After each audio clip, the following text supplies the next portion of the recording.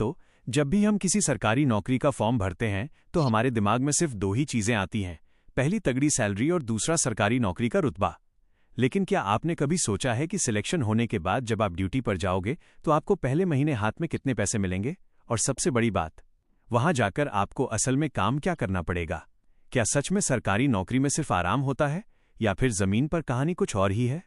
आज की इस वीडियो में हम बिना कुछ छुपाए बिल्कुल सच बात करेंगे कि इन नौकरियों में इन हैंड सैलरी, भत्ते, काम की प्रोफाइल और ड्यूटी के घंटे क्या होते हैं।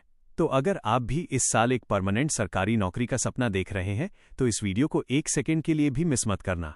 आगे बढ़ने से पहले जितने भी भाई इस बार हर हाल में वर्दी या सरकारी नौकरी पाना चाहते हैं वो लोग चैनल को अभी के अभी सब्सक्राइब कर लो और बेल आइकन दबा दो, क्योंकि इस चैनल पर आपको कोई फेक न्यूज़ नहीं बल्कि हर वैकेंसी की बिल्कुल असली और सटीक जानकारी मिलती है। कर लिया सब्सक्राइब?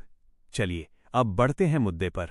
सबसे पहले बात करते हैं उस चीज की जिसके लिए दिन रात पढ़ाई की जाती है, यानी सैलरी। मान लीजिए आप 10th, 12th या ITI बेस पर किसी भी शुरुआती लेवल की सरकारी नौकरी में ज्वाइन करते हैं तो आपकी बेसिक पे 18,000 रुपये से 19,900 रुपये के बीच होती है। लेकिन रुको, ये आपकी पूरी सैलरी नहीं है। इसके ऊपर सरकार आपको महंगाई भत्ता, मकान किराया भत्ता और आने जाने का ट्रैवल अलाउंस भी देती है। और अगर आपकी ड्यूटी रेलवे या डिफेंस जैसी जगह पर है तो आपको नाइट ड्यूटी अलाउंस और रिस्क अलाउंस भी मिलता है।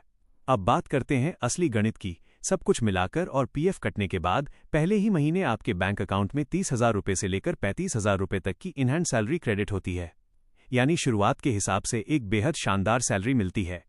अब आते हैं उस सवाल पर जो बहुत से लोग छुपा जाते हैं कि भाई काम क्या करना पड़ेगा।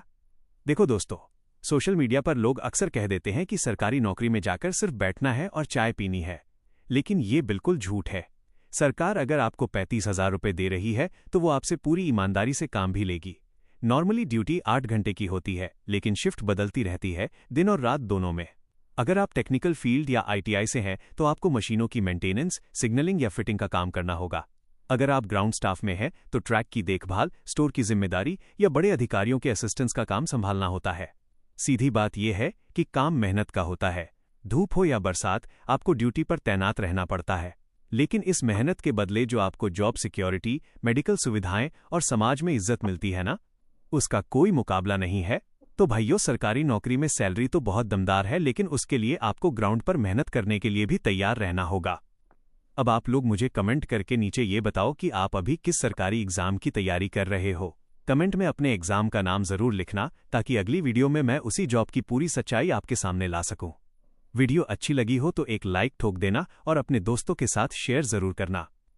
मिलते हैं आपसे अगली वीडियो में, तब तक के लिए जय हिंद, वंदे मातरम।